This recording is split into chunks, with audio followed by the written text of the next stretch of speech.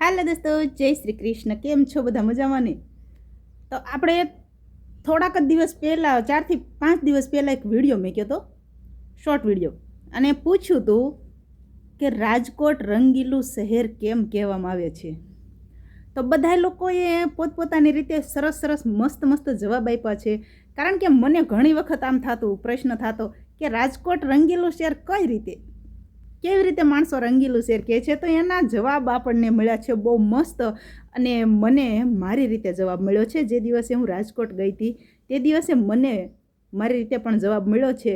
એ પણ અમે તમને છેલ્લે જણાવશું, પણ અત્યારે જણાવી દેવી કે સ્ટાર્ટિંગમાં ગભરુભાઈ કહે છે કે ત્યાં બધું જ મળે છે એટલે. અને પછી ઘનશ્યામભાઈ છે જમોડ, આપણા લાઈવમાં પણ ઘણી વખત એમની કોમેન્ટ આવતી હોય છે. તો એમ કહે છે કે રાજકોટમાં બધા આનંદમાં જ હોય છે એટલે રાજકોટ રંગીલું શહેર છે. અને કમલેશભાઈ જણાવે છે કે રાજકોટ હરિયાળું અને ચોખ્ખું છે એટલે. વાહ. મનસુખભાઈ વાઘેલા કે મા બાપ સિવાય બધું જ મળે છે રાજકોટમાં એટલે રાજકોટ રંગીલું શહેર છે. પછી જગશીભાઈ પંચાલા, એમણે આપણે લાઈવમાં ઘણી વખત હોય છે, એમણે લખ્યું છે કે રાજકોટ જેવું બીજું શહેર નથી ક્યાંય. રાજકોટ જેવું બીજું શહેર ક્યાંય નથી એટલે રાજકોટ રંગીલું શહેર છે. અને પછી અમારા બાઉભાઈ ચાવડા હું જણાવે છે કે ત્યાંના માણસો રંગીલા છે એટલે. વાહ વાહ બાઉભાઈ વાહ. ત્યાંના માણસો રંગીલા છે એટલે.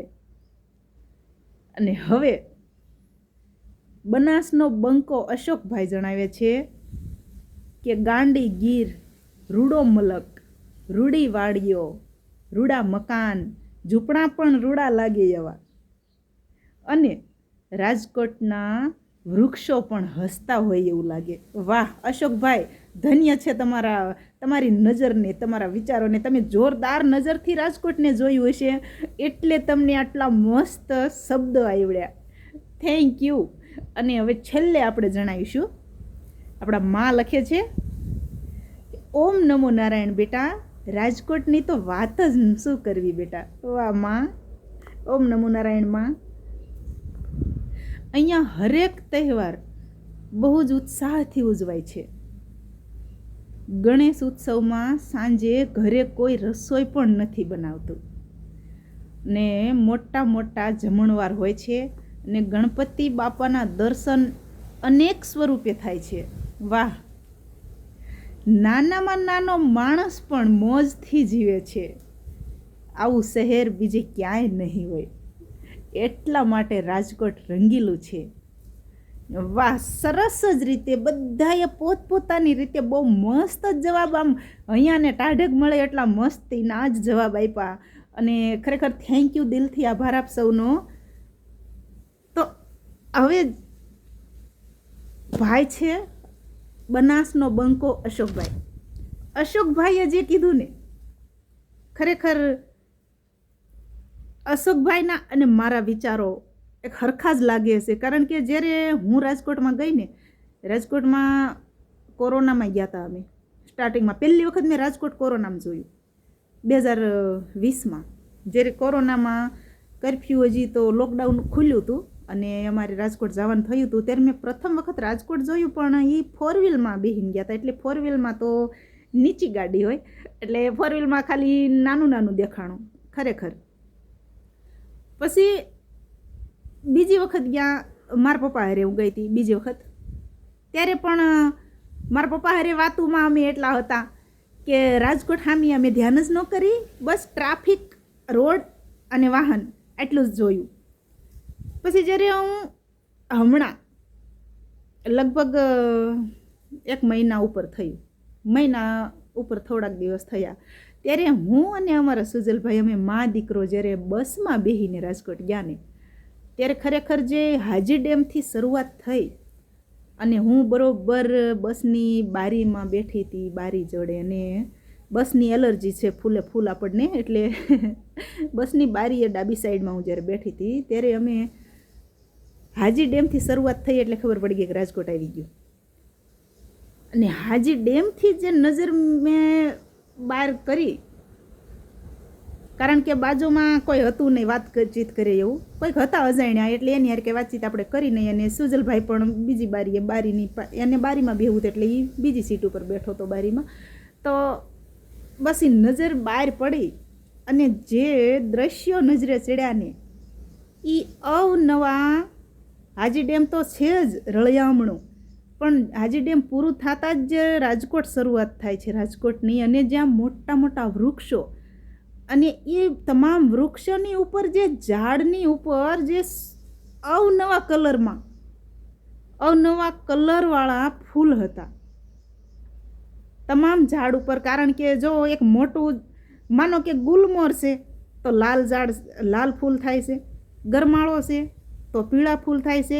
એવી જ રીતના કાંઈક આવું મોટું અને જાંબલી કલરના ફૂલ થાય છે. એ અમારા જસદણમાં પણ છે, જોકે એનું નામ મને હજી નથી આવડતું. અમારા ઘેલા સોમનાથમાં પણ છે, અહીંથી આમ ઢાળ ચડતા જ ઘેલા સોમનાથમાં છે. એવી જ રીતના આવળના ફૂલ હોય કેસરી કલર જેવા આવે, થોડા પીળા થોડા કેસરી હળદરિયા એવા કલર આવે.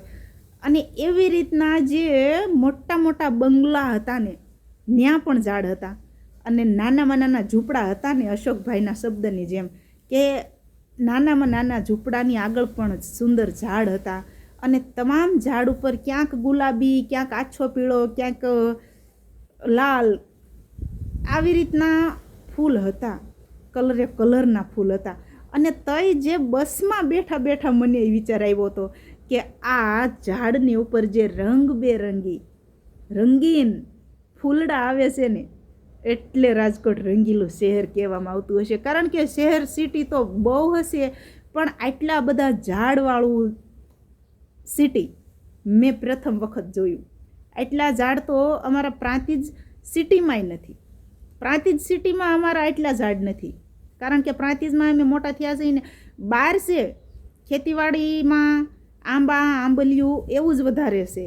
અમારે અહીં કાઠિયાવાડમાં છે બાવળ ને એવું બધું છે, જે ડુંગર ને એવું બધું છે ત્યાં બાવળ, હરમો, ગોરડ આવા બધા ઝાડ હોય. અને અમારા પ્રાંતિજમાં જે પડતર જગ્યા હોય ને ત્યાં બાવળ તો હોય, ઓલા પણ મોટા દાંતણિયા બાવળ હોય જે ઇન્દિરા ગાંધી વખતમાં વાવેલા છે. એ અમારા રેલવેનો પાટો હોય ત્યાં બંને સાઈડ ઈ છે, આંબલિયું છે ખાટી, અને આંબા તો બહુ જ છે અને હજી પણ હશે. કારણ કે હમણાં એ સાઈડ જવાનું જ નથી. અને રેલના પાટા આ વખતે હું ને મારા સુજલભાઈ ફરવા ગયા હતા તો એ આંબા હજી છે. એક વખત એ આંબા પાસે ટીસી છે, અને ટીસી ઉપર આખો મોર શોટ થઈ અને ત્યાં એમના લટકતો હતો. એ સીન પણ મને તે દિવસે નજરે ચડી ગયું હતું. એટલે આટલો બધા ઝાડ અને ઝાડની ઉપર અવનવા રંગબેરંગી ફૂલડાના હિસાબે મારું દિલ એમ કહે છે કે રાજકોટ રંગીલું શહેર હશે. અને આપ સૌએ પણ બહુ જ મસ્ત જવાબ આપ્યા. Thank you. આટલો મસ્ત અમારા પ્રશ્નને ધ્યાનમાં લઈ અને સરસ સરસ સુંદર સુંદર જવાબ આપ્યા. તો માં તમને પ્રણામ. ગભરુભાઈ, કેટલા બધા નામ મેં લખ્યા છે, હું બધાને કહી દઉં કે ગભરુભાઈ, ઘનશ્યામભાઈ, કમલેશભાઈ, મનસુખભાઈ, જગશીભાઈ, અને બાવભાઈ ચાવડા, અને બનાસનો બંકો અશોકભાઈ, અને મારા માં. તમને સૌને દિલથી પ્રણામ. હર હર મહાદેવ. ઓમ નમઃ નારાયણ. જય શ્રી કૃષ્ણ. ખુશ રહેજો.